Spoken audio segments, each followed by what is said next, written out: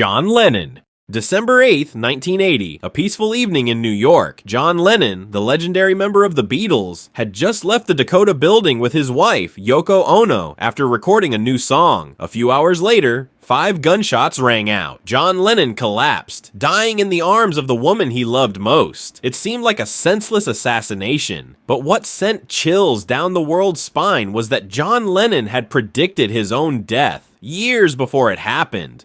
In a 1966 interview, Lennon once said, "I'm not afraid of death, I know I'll be killed, probably by a gun," a sentence that sounded like a joke, but turned out to be a chilling prophecy. In the months before the shooting, Lennon often told friends he felt like he was being watched, that someone out there is waiting for a chance. Once he even told his manager, "I've seen strange faces around the house. I have a bad feeling." And in a haunting coincidence, his killer, Mark David Chapman, was a crazed fan who had been waiting outside the building for days just to catch Lennon at the right moment. Chapman even asked for Lennon's autograph just hours before shooting him, and Lennon smiled and signed it as if he knew it would be the last autograph of his life. Only a few hours later, 5 bullets ended it all. Even stranger, in the Double Fantasy album released shortly before his death, Lennon wrote the line, "Living on borrowed time," a metaphor for the feeling that he was living his final days. After Lennon's death, people found dozens of unfinished recordings in his room, many of them about death, departure, and rebirth, as if John Lennon had already foreseen his fate and was simply waiting for it to arrive. XXXTentacion.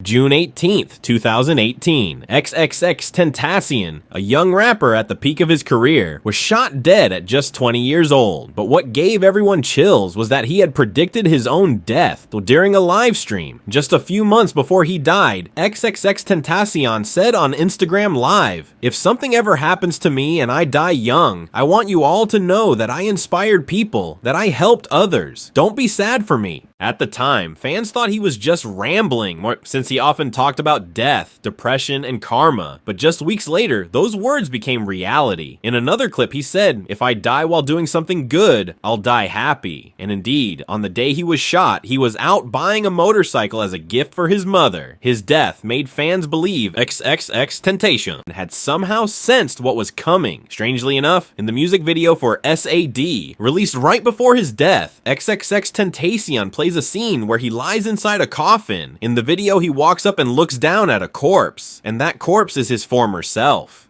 The video ends with the words, "You've won, you're fighting yourself." Many believe it was a prophecy of his death, that he knew he wouldn't live long, and in the lyrics he wrote, "Suicide, if you ever try to let go." A haunting line, both a prediction and a farewell. The death of XXXTentacion wasn't just the loss of a generation's rising star, it was one of the eeriest examples of a self-fulfilling prophecy in rap history. Heath Ledger. Heath Ledger, the talented Australian actor who became the most haunting Joker of all time in The Dark Knight, but few people know. That role haunted him right up until his death. In the last months of his life, Ledger constantly complained that he couldn't sleep. He told friends he only managed 2 hours a night and often heard laughter echoing in his head. In an interview before the film's release, Heath Ledger said, "I think I'm getting too deep into the Joker. He won't let go of me. I'm afraid I can't escape." To others, it sounded like a harmless comment, but looking back, it was a prophecy. Ledger began taking sleeping pills just to get some rest, but it was those very pills that ended his life. On January 22nd, 2008, Heath Ledger was found dead in his New York apartment. Cause of death, an accidental overdose from a mix of sedatives, sleeping pills, and painkillers. People said Ledger never wanted to die, but perhaps he felt it coming. The proof? In his Joker diary, that found later by investigators, the last page had only 2 scribbled words, "Bye-bye." No one knows when he wrote it, but it sent chills through the entire film industry. Colleagues recalled that during the final days of shooting, Heath Ledger would talk to himself, laugh alone, and sometimes say, "If I don't come back from this role, remember, the Joker consumed me."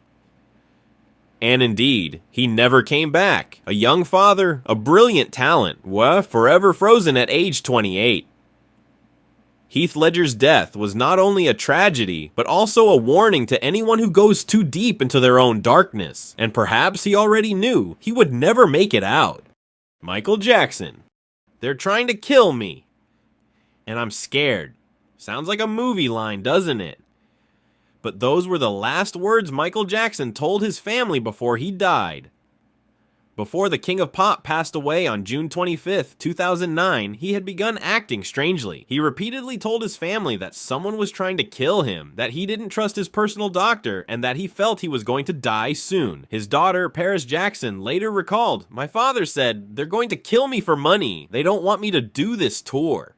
No one believed it at the time, but just weeks later, Michael Jackson was found unconscious. The cause was listed as cardiac arrest due to propofol overdose, a powerful anesthetic administered by his own doctor, Conrad Murray. The world was in shock, but what chilled everyone was that Michael had predicted it all. Before his death, he had written several notes containing phrases like, "I'm scared," "Don't let them take my soul," "They're trying to kill me." Even during rehearsals for the This Is It tour, Michael often told his dancers and crew, "If I don't make it to the show, tell the world I love them." A haunting statement in his final farewell. Eerily, in several of his older songs, Michael had already hinted at being watched and targeted, like in Morphine and Money, where he sang, "They want your soul, and they don't care if you live or die." Perhaps he, the man who sang about love, freedom, and fear, had already foreseen the day he would leave this world. Watching his final footage, many noticed his eyes, empty, tired, as if he already knew he was ready to go.